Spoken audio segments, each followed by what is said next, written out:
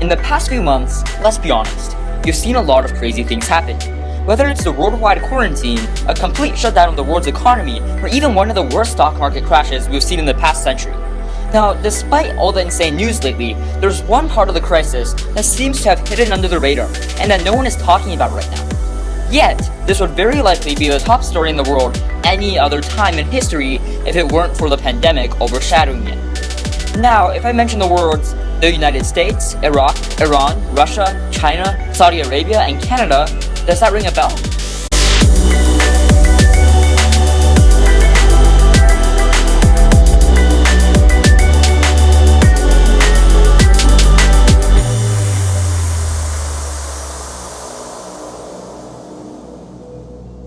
If no, then you're probably right. There probably isn't anything that these countries have to do with each other. However, there's one thing that all 7 countries do have in common: oil. And as you can see from the past, oil has arguably been the number one thing that determines either decades of prosperity or centuries of stagnation. If you don't believe me, let's take Venezuela for example. And we all know Venezuela has a lot of oil. And by Venezuela, I don't mean Venezuela after they were conquered by a bunch of communist dictatorships. By Venezuela, I'm talking about 1950s to 1980s Venezuela. We got that straight? Good. So Venezuela, under good management, had so much oil that they instantly shot up to being the number 1 most prosperous country in South America, the number 1 largest petroleum export in the world, with just one sector providing over 90% of the revenue. Heck, their motto was also sowing the oil at one point. So it's pretty easy to say that Venezuela did once have so much potential to even contend with the big boys today, like Japan or the United States. Now, we have to realize that it always wasn't like this. In the 19th century and the earlier 20th century, Venezuela was a former Spanish colony, mainly consisting of agriculture, such as beef, pork, rice, corn, you name it. Obviously, it wasn't nearly the same Venezuela as it was during the mid-20th century. But then during the early 20th century, Venezuela struck oil, finding the largest oil reserve in the world. Soon, massive waves of foreign oil companies were coming to Venezuela to extract their oil, and by the end of 1918, petroleum appeared for the first time on the Venezuelan export statistics at 21,194 metric tons. And over the course of the next few decades, Venezuela will be finding itself surpassing the likes of Germany, Australia, France, Japan, and even Canada in GDP per capita. And note that the same process can happen to nearly every country in the world that discovers oil. However, at the same time, management can also pose a vital topic when deciding between either long-term success or short-term success. Now, obviously, we already know what short-term looks like. Venezuela itself is probably the most famous example of lots of oil ruined by political corruption and extremely bad management. And when the oil prices dropped by 68% from 2014 to 2016 over the course of 72 weeks, Venezuela instantly collapsed as their entire country was built on, well, the price of oil. On the other side of the spectrum, we see many countries now who have properly utilized their oil and are consistently on the leaderboards today.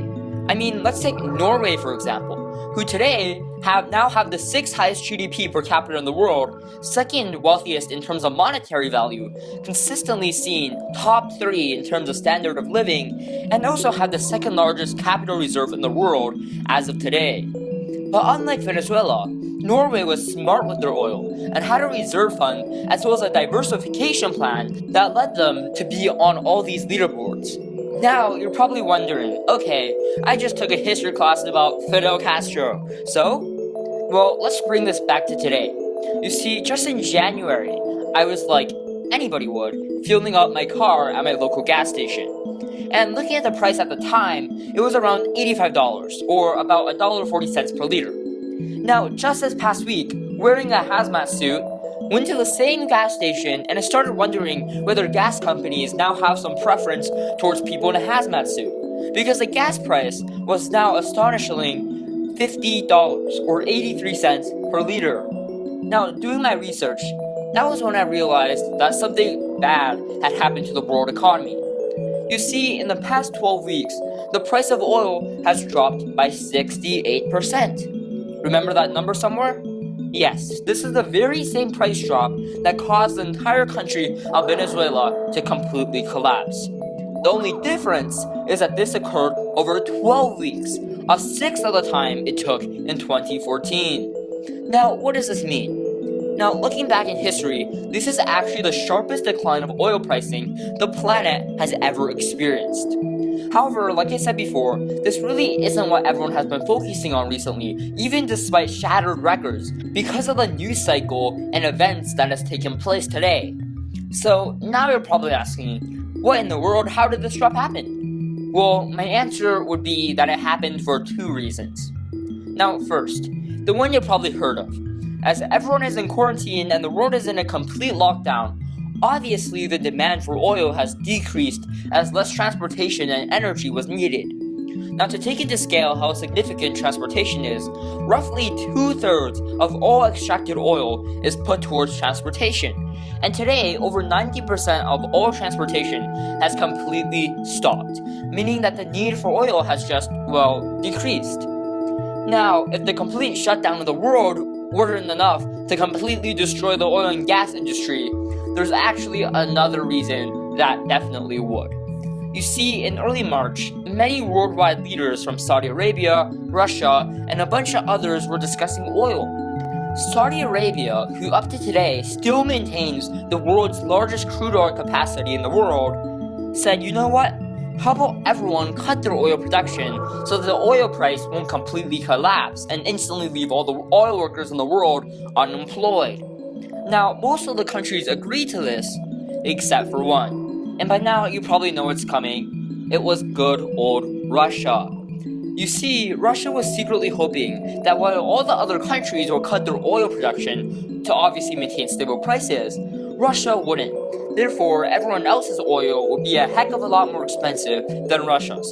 And obviously, Saudi Arabia wouldn't agree to this, so they said, hey, we're one of the top oil producers in the world. It's way cheaper for us to extract our oil, and we also make a heck of a ton more money than you. So then, Saudi Arabia decided that today was the day they were going to send a message to Russia and said, you know what, we're actually going to increase our oil production by 30% in one day and completely undercut Russia in the oil game. And to add some more salt in the wound, they also decided that they were going to cut prices for preferred customers as well and keep increasing production for the entire year. And that is why, my friends, the oil pricing has dropped down a very, very steep cliff in the past few weeks. Now, even though stable oil producers can probably handle this drop, a lot of the small towns, cities, states, or provinces can't. Even though countries are diversified enough to handle this, a lot of these smaller places tend to be solely focused on one area because they don't have as much land or leeway to work with. Now, let's take a look at the most obvious example, Alberta, Canada. Boasting a GDP of $338 billion, their economy is shooting off after discovering the Athabascan oil sands, one of the largest oil reserves in the world. And from there on out, contributing $71.5 billion to Canada's GDP in 2018 from just the energy sector alone, and over 90% of Canada's oil production. However, during the recent oil price crash, Alberta really has taken a hit. You see, 1 in 10 people in Alberta work in oil and gas, and due to the declining prices from the two reasons that we just talked about, now hundreds of thousands of people could be and are losing their jobs.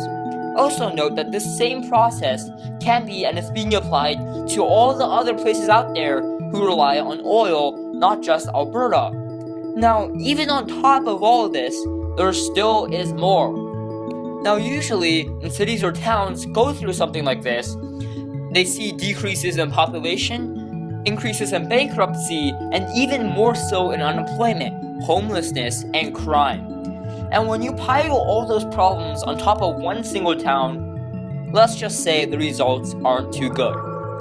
Now, amidst all the panic and confusion, many people aren't really focusing on this very important subject. But at the end of the day, everyone is going to feel the hurt eventually. So, let me know your thoughts on the industry. What do you think about it? How long will this process last? How have your family and friends been coping? In the comments down below. Thanks guys for watching the video if you made it so far, and if it gave you value and you want to support my channel, remember to subscribe, drop a like, and really just interact with my channel. It really helps a lot.